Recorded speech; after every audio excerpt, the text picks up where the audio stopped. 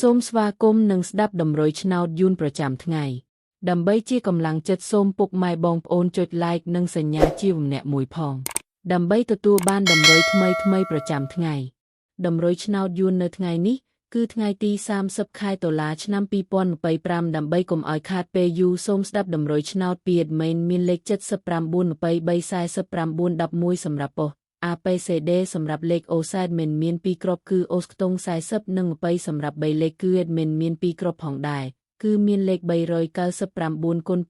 224គុណបើសិនជាពុកម៉ែបងប្អូនស្រឡាញ់និងពេញចិត្តលេខទាំងនេះពុកម៉ែបងប្អូនអាចយកលេខទាំងនេះទៅផ្សងសំណាងបានជាចុងក្រោយសូមជូនពលពុកម៉ែបងប្អូនដែលយកលេខខាង admin ទៅផ្សងសំណាងហេងយើងទាំងអស់គ្នាជូនពលពុកម៉ែបងប្អូនជួបតែសំណាងល្អនិងសុខភាពសូមជម្រាបលាជួបគ្នានៅថ្ងៃស្អែកបន្តទៀត